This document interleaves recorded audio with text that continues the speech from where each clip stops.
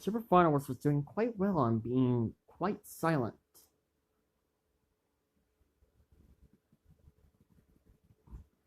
Not a single sound. No one even actually managed to hear him. He has been watching a lot of leopard documentaries. He knows how leopards move, how they hunt. Now they're so quiet. So with his technique, he can most certainly sneak in without no even noticing that he was even there. Eventually, he found a lone Jaegerist, grabbed him, and knocked him out, and dragged him off somewhere.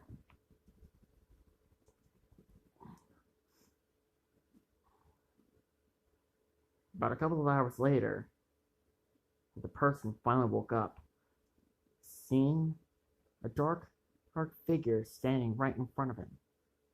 Who are you? Oh, no, my friend. You don't get to ask the questions here.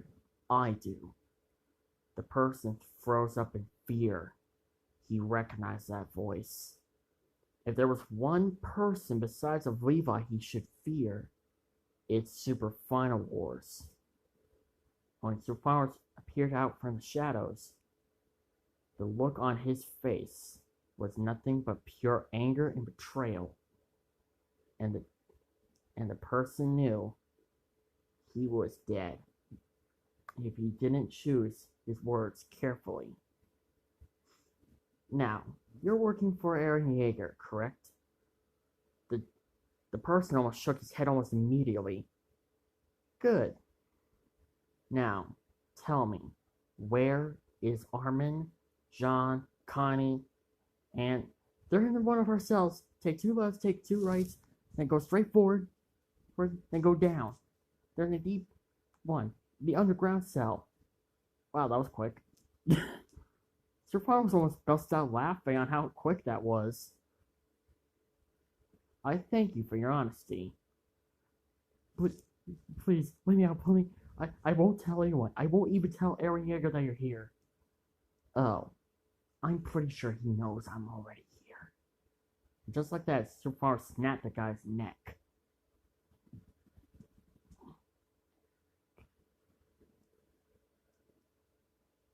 But then again, knowing him, he's probably too dumb to look at his Attack Titan powers and figure out where I am.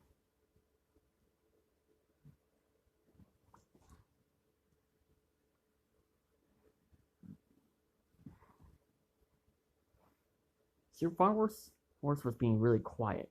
He moved every time someone was coming.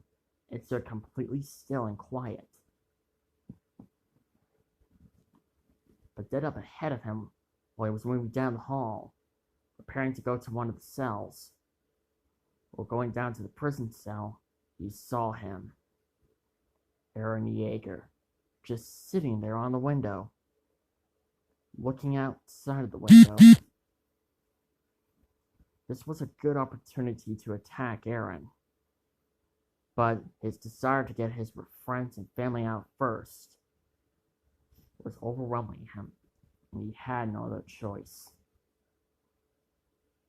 But he glared at Aaron one last time before saying, I will avenge my wife, you monster, and you will pay the price of betraying me.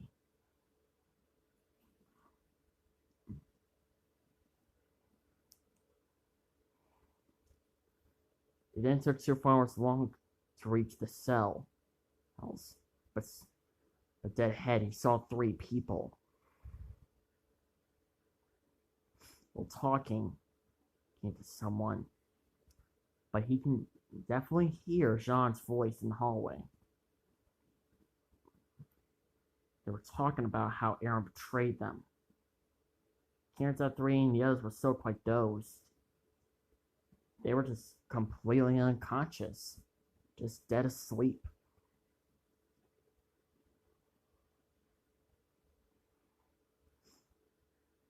Sir Flowers growled at this, but lowered his voice, so no one can hear him.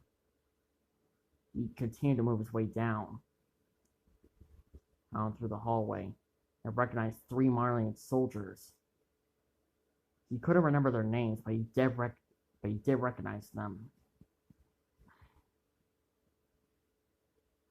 Using his coat, he blended in the darkness around him. If there was one thing that Sir Flowers learned while being on his own for the past 4 years, darkness is his trusted friend. His most trustworthy friend, basically.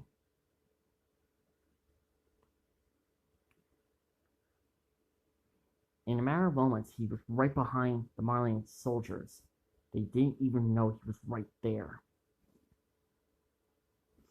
Sir Flowers was trying to decide on which one he was going to attack first.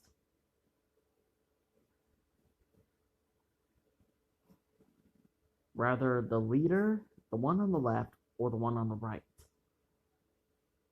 In his mind, he was saying, "Eeny, meeny, miny, moe, catch a Godzilla by his tail. If he hollers, let him go." Wait, no, that didn't sound right. "Eeny, meeny, miny, moe, catch a tiger by his tail. If he hollers, let him go. Eeny, meeny, miny, moe." He picked the one on the left. Alright then. He slowly moved forward, not even when no one seeing him moving. He then slowly got into striking range. He opened up his mouth, and then just like that, he bit down at the Marleyan soldier's neck, shaking him violently as if he was like a rag doll or a toy or something. He then ripped his head off clean. He growled at the Marleyan soldiers, with his face covered in blood, and his eyes were deep dark red. The 2 Marleyan soldiers backed up almost immediately. "That's right. You remember me. You know that you should fear me. Now sit." They don't sit almost immediately. "Keys. Now, I will not ask again." Instantly, they handed him the keys. "Thank you." He unlocked the cell. Oh. "Well, what are you waiting for? Come on."